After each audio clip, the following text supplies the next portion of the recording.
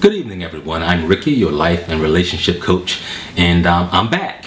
I hope that you've had a marvelous day or is having a marvelous day. Today I want to talk about something very briefly, and that is encouraging men. First, I want to talk about some things that God wired us to do as men, that we were designed to do. One of them is leadership. You hear this all the time. In leadership, that simply means that you are the go-to person. You are the person that people trust to make tough decisions and trust that those decisions are the correct decision.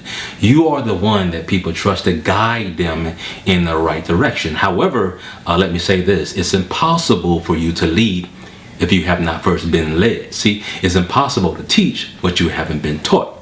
So there's a tremendous responsibility that we own up to the leadership skills that God has put inside of us. Again, like I said, we don't decide to do it.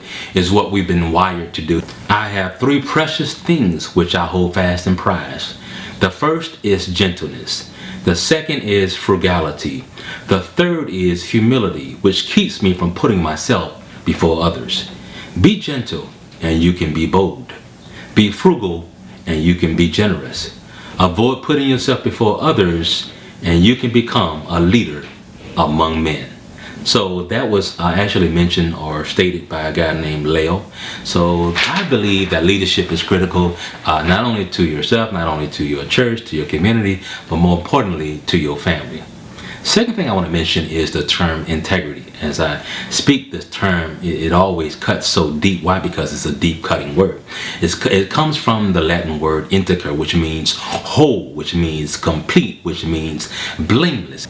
In other words, there is no discrepancy between the words that you actually speak out of your mouth and the actions that follow. See, the greatest thing in life besides you receiving Christ is not becoming a multi-millionaire and establishing this well-renowned company.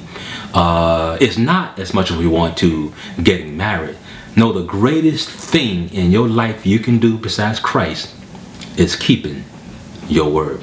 Well, if you don't mind, let's go back to Eden and Genesis chapter 2 and look at when God formed Adam from the dust of the ground. And let's watch some critical points found in this whole process. Watch this. Number one, God breathed into Adam the breath of life. When God breathed into him, he breathed his supernatural intellect, his wisdom, his creativity. How else do you believe that Adam could name every animal and all the plants and all those things, while we as human at this point may only utilize a small percentage of our brain? Guess what? This joker was operating on 100%.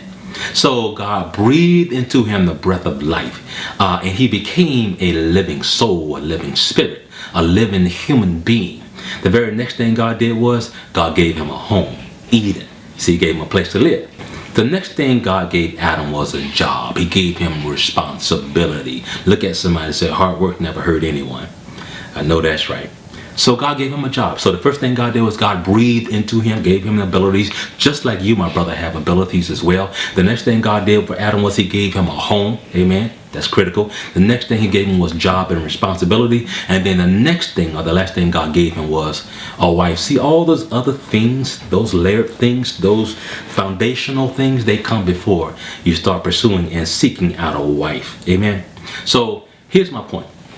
When we were younger, we were told, to go out and to, as they would say, sow your royal oats or get as many niches in your belt as possible. That's the old school way of saying it, but ideally what it means to go out there and sleep around with as many women as possible. However, that was never God's design. God's design was, hey, look, from courtship you go into marriage, from marriage you go into the kids. God never designed for you to go out and sow your royal oats everywhere and have a bunch of kids outside of wedlock. That was never God's original design, and it is totally irresponsible. Next thing I want to talk about is God designed you to be a protector. And when I say protector, that's not just per se your environment, but it's everything within your care as well. And that's the woman that you're probably seeing or the woman that you're currently married to.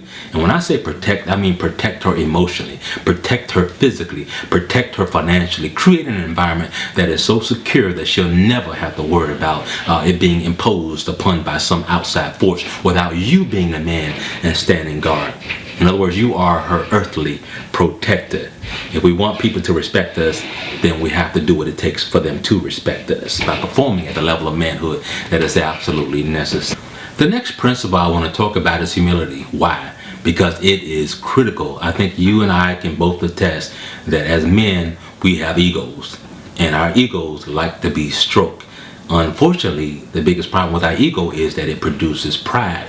The issue with that is that pride comes before the fall. However, humility comes before honor. Why pride? Why humility again? Because it personifies Christ himself. Watch this.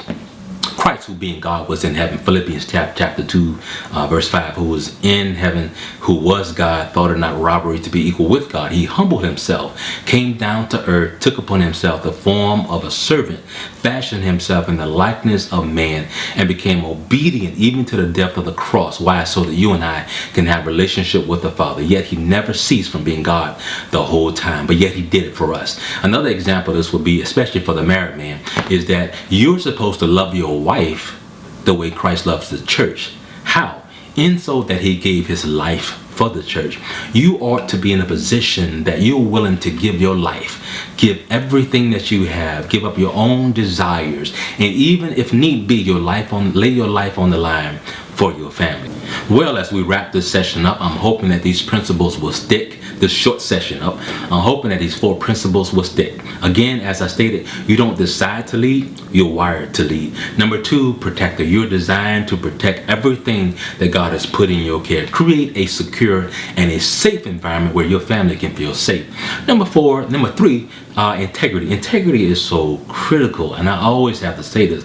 Why? Because what you say and what you do must become one. There should be no discrepancy. You should be blameless in so much as your name and what you say. So that when someone calls your name, oh, brother so-and-so, guess what? They already know we can count on that brother. Number 4 is, as I always mention this right here, humility. Why? Because humility comes before honor, but pride comes before destruction. Make sure that you're walking in humility and that you're doing everything that God has told you to do. And as you walk in humility, guess what? You become the greatest of servants. Why? Because now you're serving others and you're putting others before yourself. Well, have an incredible day, and I look forward to conversing with you guys again soon. God bless.